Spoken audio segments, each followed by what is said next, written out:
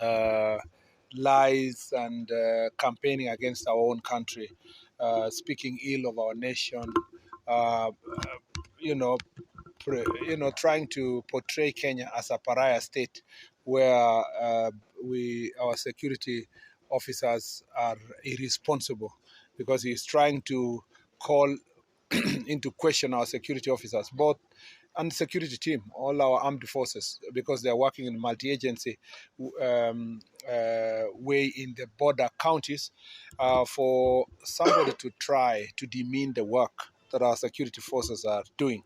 And having held a very high office just less than a year ago is extremely unfortunate, particularly when we know that every other day our men and women are making great sacrifice from Boni Forest all the way to Mandera, all the way to Lake Turkana, and all the way to Kwanzaa here, where we have porous borders that we have different challenges, but particularly in Mandera, Wajir, Garissa, Lamu, and Tana River, where a lot of challenges have been there for many years.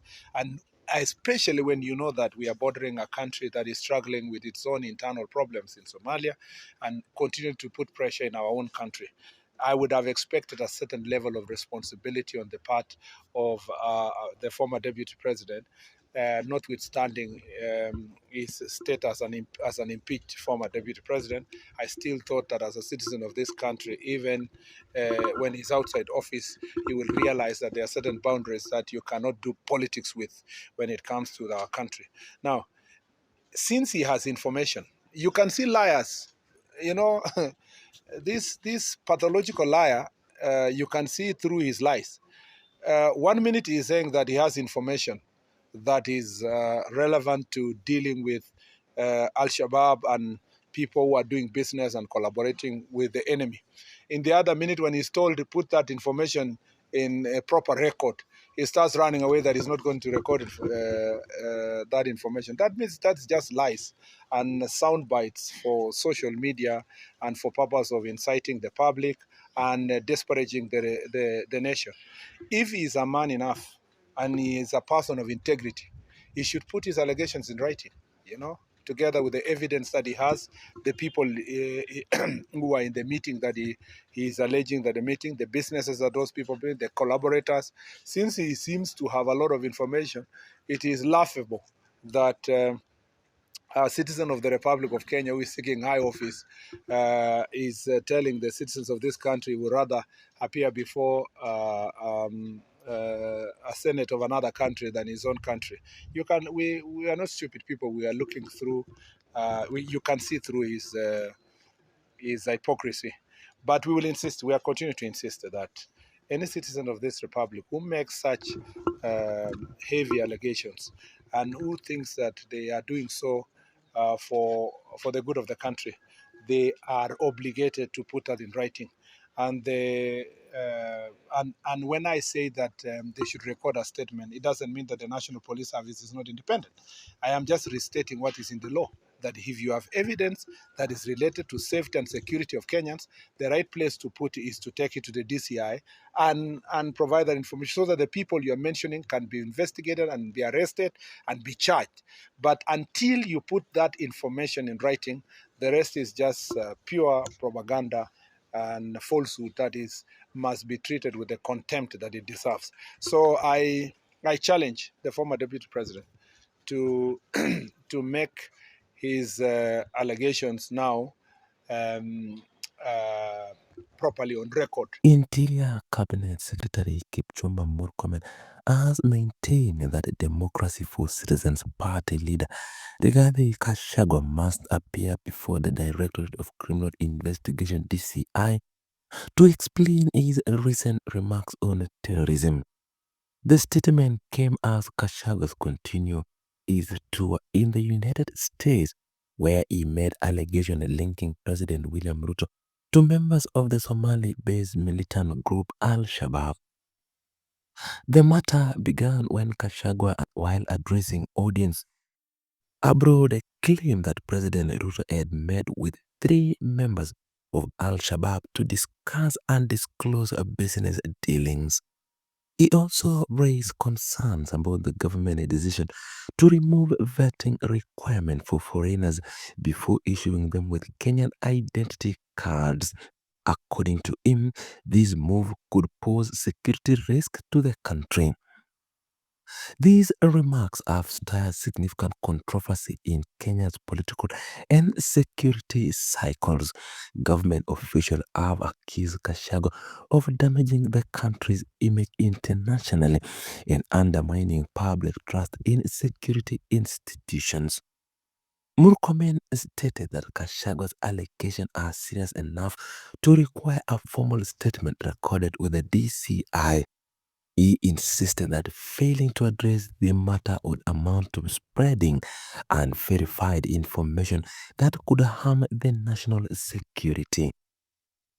The Interior CS also recalled that in the past, Gachagua had publicly praised the Kenyan police for their efforts in maintaining peace in regions affected by terrorism. Murkomen questioned why the former deputy president had now shifted to making statements that portray the police in a negative light. Deputy President Kithure Kindiki also weighed in on the matter, supporting the call for Kashagas to be questioned by investigators. He emphasized that allegations involve insensitive issues related to countries or security and the fight against terrorism, and therefore they cannot be ignored. Gachagua, however, maintained that his responsibility lies not with the Kenyan government, but with the American Senate. He has argued that Kenya police cannot fairly investigate the matter because they work under President Ruto's authority. He also stated that the American Senate had already begun looking into the allegation, and if cooperation is needed, it will be directed to them. The DCP's leader's ongoing US trip began on July 11, 2025. During the visit, he made a tour several states, meeting with members of the Kenyan diaspora, opening new party offices abroad, and rallying support for his political movement. His speech overseas has largely focused on criticizing the current administration, accusing it of poor governance, corruption, and mishandling of national security matters.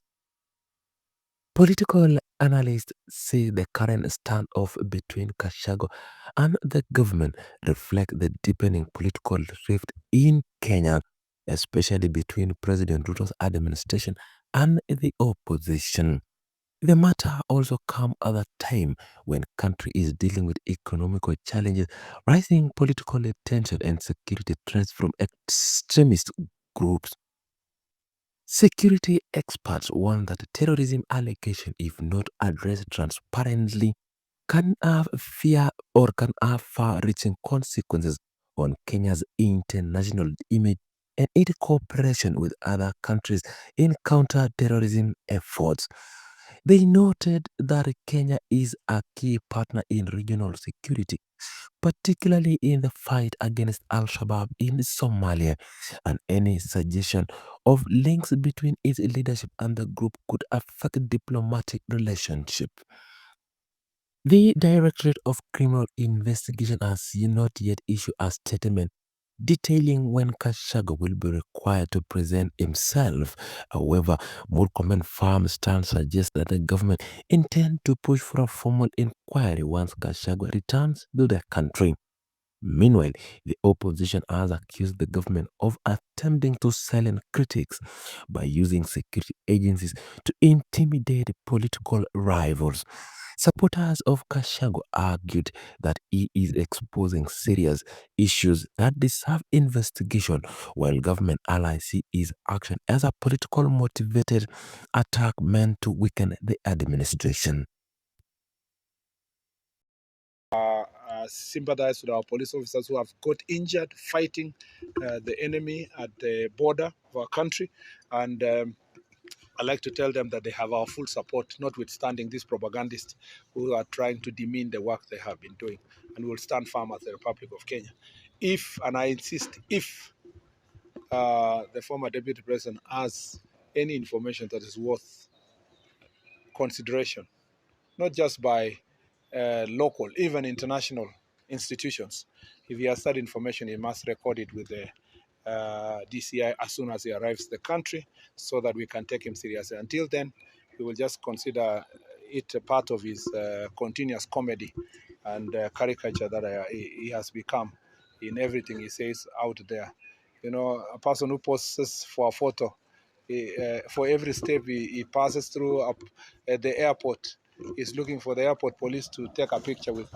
And that is a big thing. He's going to show us that, oh, he met up airport police officers when he went to the US. That is a joke. It's a total joke. Or somebody who goes to amusement park in a technology company, then starts saying, I had an engagement in an amusement park as a tourist. How many of us have gone to amusement parks as tourists when we travel out there? And then you start saying, oh, yeah, this is what, and so forth. The only thing you can go and write when you get a small opportunity to visit Facebook as a tourist is political slogans. I mean, we have a problem. And I think if the former deputy president is not going to record a statement about what he said about Al Shabaab and the country, then the right thing for him is we check him in a mental institution for mental assessment, because his level of contradictions can only be that he either is a pathological liar or is a mental case that needs treatment. And you know, Constitution of Kenya insists that for people to hold public office, they must be of sound mind, which is at the moment extremely questionable. And I guess that it comes with the stress of losing such a high office. And there's nothing wrong for him being treated for mental health, because mental health is also part of areas that we in the security sector would like to ensure that our people are operating in our well-being. And you know, there are many of these cases in the political circles that are untreated. And as